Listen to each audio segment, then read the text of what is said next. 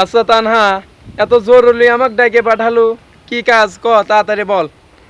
আর বলিস না, দাদাকে বললাম আমার ফোনে এমবি নাই, হ্যাঁ 50 টাকার এমবি ভরি দাও, কিন্তু ফোনে দেখতেছি সেই 2 ঘন্টা আগে দাদাক বাজারে পাঠাইছি, এখন পর্যন্ত ফোনে এমবি আসলো না।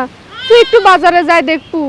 ও, তুই এই ঠসাক পাঠাইছিস এমবি ভরবের, কি কইছিস কি না কি বুঝেছে। আচ্ছা সমস্যা নাই, আমি যা দেখতেছি যে কি করলে।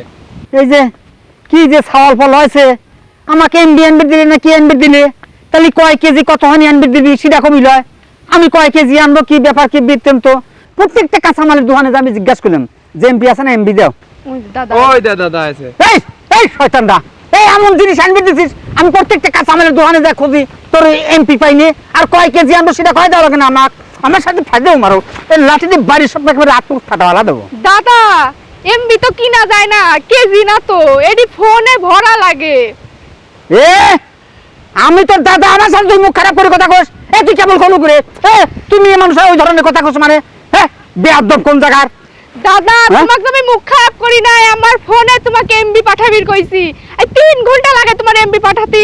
এই আমি রাস্তায় যাচ্ছি 3 বার পিশাব করছি তো কলিকিটা রে, এ আমি করে কলিকিটা, আমি তো একবার পিশাব ফিরে বসি নাই কোনো জায়গায়, আমি 3 বার পিশাব করেছি না, কথা খালি বাড়া বাড়া কও আমার সাথে। কাক, তুই কি পাঠাবি, কি আনবে দিছিস? তুই জানিস নি ও ঠসা, তুই ওই এমবি ভরবে দিছিস কে?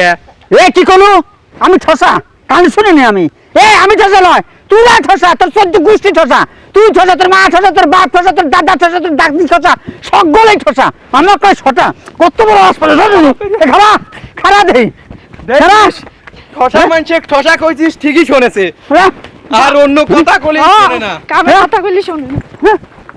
আমি দুঃখ ছবি কোন জায়গায়, আমি ওর দাদা, ওরা আমার নাতি, আমার সাথে কেটাং মারে, আমি ঠসা। আবার কয় কেজি এমবি এমবি এমবি দেয় সেটা কয় দেয় না, বাড়ি তাকে যাই আজ